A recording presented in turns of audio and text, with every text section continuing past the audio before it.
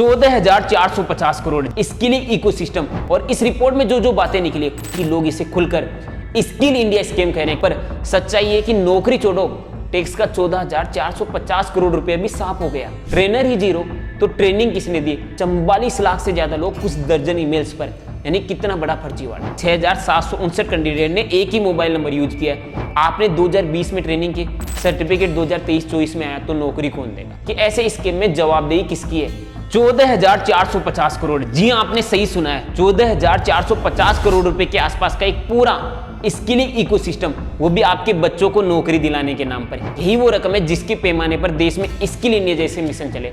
अब आप खुद सोचिए, जब किसी स्कीम का पैमाना इतना बड़ा हो, पैसा इतना बड़ा हो और दावा इतना बड़ा हो, तो जवाबदेही भी उतनी ही बड़ी होनी चाहिए। लेकिन फिर देश के सामने एक रिपोर्ट आती है, भारत के controller and auditor general of India की परफॉर्मेंस ऑडिट रिपोर्ट, जो प्रधानमंत्री कौशल विकास योजना के 2015 से 2022 वाले दौर का ऑडिट करती है।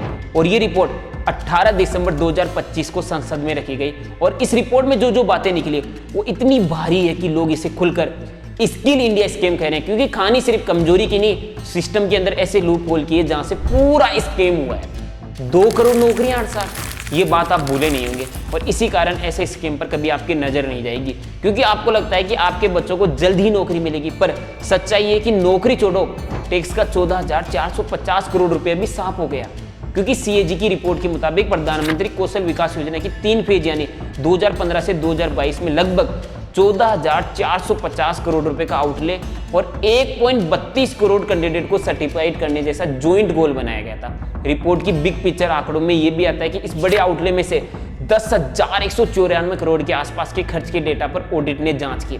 ऑडिट ने पोर्टल डेटा में पाया कि 2,30,758 बैच ऐसे थे जहां ट्रेनर आईडी न लिया, 0 दर्ज थी। और इन बैचों में 61,12,030 सर्टिफाइड कैंडिडेट दिखाए गए।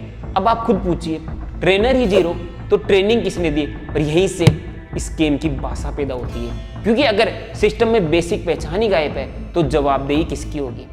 ऑडिट के मुताबिक 3,27,220 बैच ऐसे मिले जिनमें असेसर कॉन्टेक्ट नंबर नल या नन था।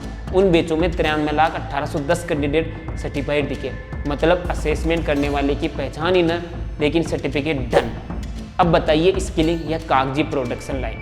अब आप सोच रहे होंगे, चलो ट्रेनर आईडी वाला कोई तकनीकी इश्यू होगा, लेकिन ऑडिट के टेबल में दिखता है कि कुछ यूनिक ईमेल हजारों बार इस्तेमाल हुए हैं। खासकर सिर्फ 53 यूनिक ईमेल्स ऐसे थे जिनका इस्तेमाल इतने बड़े पैमाने पर हुआ है कि उनसे जुड़े कैंडिडेट्स की संख्या 44,43,717 दिखाई गई है।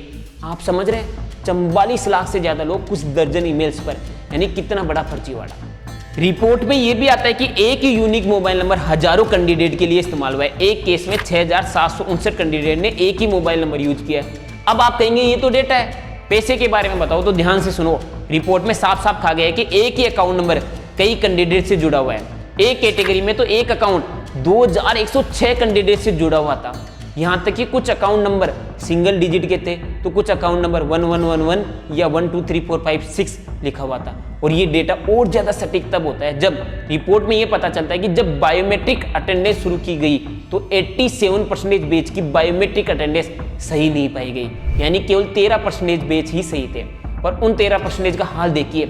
स्किल इंडिया में स्किल शब्द आता है और स्किलिंग का मतलब होता है जल्दी ट्रेनिंग, जल्दी असेसमेंट, जल्दी सर्टिफिकेट। लेकिन ट्रेनिंग के बाद असेसमेंट में देरी 1270 दिन तक, यानी लगभग 3.5 साल तक कोई असेसमेंट ही नहीं हुआ। अब सोचिए, आपने 2020 में ट्रेनिंग की, सर्टिफिकेट 2023-24 में आया, तो नौकरी कौन देगा? और जो कैंडिडेट सर्टिफाइड हुए उसमें से केवल 41.29% लोगों को ही नौकरी मिली। अब कोई कहेगा ये तो ऑडिट की ऑब्जर्वेशन है, तो ऐसा नहीं है। रिपोर्ट सरकारी कंपनी की है, कोई विपक्ष ने नहीं बनाई है। और रिपोर्ट के बाद जब हंगामा हुआ तो सरकार ने 178 ट्रेनिंग सेंटर ब्लैकलिस्ट किए और एफआईआर दर्ज करा दी। और इसके बाद क्या होगा ये हम सभी को पता है, क्योंकि हम भी तो उस महान भारत देश में ही रहते हैं। वो महान देश जिसे IQ एयर के वर्ल्ड एयर क्वालिटी रिपोर्ट 2024 में दुनिया का 5वां सबसे प्रदूषित देश घोषित किया गया है।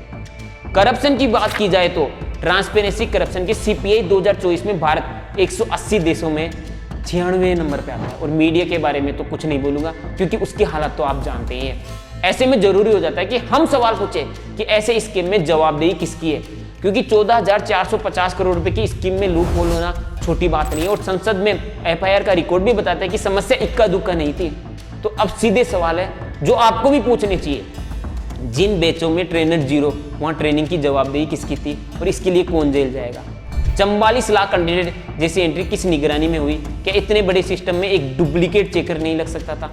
अगर आप चाहते हैं कि आपके शहर, आपके जिले और आपके घर का कोई बच्चा नौकरी के नाम पर किसी कागजी सिस्टम का शिकार न बने, तो इस वीडियो को शेयर करें। कमेंट में बताइए आपके हिसाब से सबसे बड़ा झटका कौन सा है, जीरो ट्रेनर, 44 लाख वाला पैटर्न या 13% बायोमेट्रिक? और याद रखिए, आज हम वो कर रहे हैं जो लोकतंत्र के चौथे स्तंभ मीडिया को करना चाहिए। हो सकता है हमें रोका जाए, पर आपका एक लाइक हमें आगे लगातार बढ़ने में मदद करेगा। तो वीडियो को लाइक करिए, चैनल को सब्सक्राइब करिए।